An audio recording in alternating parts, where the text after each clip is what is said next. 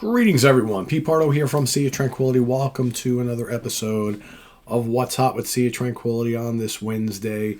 New review day here on the channel each and every week, of course.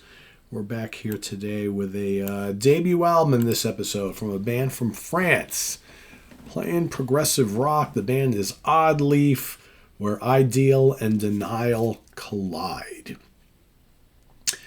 Interesting title. Really cool album artwork, I will say. Like I mentioned, this is their debut album. They are from France. Just 6 tracks on this, including a few epics. Let's take a look at the digipack first before we do anything else. There's the band right there. I'm going to tell you all about them in a second. Let me just show you the booklet. All right. There's the Oddleaf. Kind of like the golden leaf. Lyrics. Half the album is instrumental, half has got vocals on it. Let's talk about the band. We've got Olivier Orlando on bass, guitar, and backing vocals. Karina Torer who wrote a lot of the tracks, keyboards and backing vocals. Adeline Gertner on lead vocals. Matteo Rossi on flute, electric flute, and backing vocals. And Clement Corrido on drums. So I guess Karina Torer probably wrote the entire album. She's listed as the main writer here. So like I mentioned, we have 6 tracks on this particular record, of which, let's see, half of them are instrumental. So the opening track, The Eternal Tree, which is a short little piece, that's instrumental. Life features vocals. Ethereal Melodies features vocals. Back in Time features vocals. And then you've got the Prelude and Coexistence Part 1 are all instrumental tracks on here. So what does this band sound like? Well, they obviously are fans of classic progressive rock bands. Specifically, like you'll hear some Yes and maybe a little ELP and Camel and Genesis on the more kind of like pastoral side. But it's got a modern sound to it. I will say the vocals of forget her name already. Hold on. Of Adeline are very well done. She is a really, really good singer. Very nice voice. And she lends like an ethereal quality to this album, I think, which is really good. Also, I need to point out that the keyboards are outstanding from Karina, again, the main songwriter. Her keyboard work is great. You've got Mellotron and Moog and piano and organ, all the usual suspects. Really nice. Mattheo's flute work is also excellent throughout. The wealth of flute, it doesn't really give it so much a Jethro Tull feel, maybe more like what you'd hear in Focus.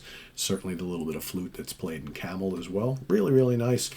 The album kind of goes back and forth between the more pastoral prog and the more bombastic.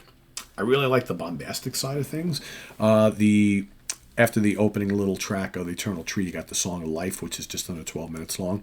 That's really good. Great vocal melodies on that. Outstanding keyboard work. It's fairly complex, but still very melodic and symphonic. Really good track. Ethereal Melodies, a little more mellow. Again, nice vocal work on that. Really good song. Dig that quite a bit. My favorite track might be Back in Time. It's one of my 2 favorites. It's just really epic. The arrangement is just really engaging. And man, the acrobatic rhythms and all the different keyboard textures and solos and things, just really, really wonderful sounding. Really like that a lot. And then the last track, which is Coexistence Part 1, that is the big epic instrumental. And it's pretty mind-blowing.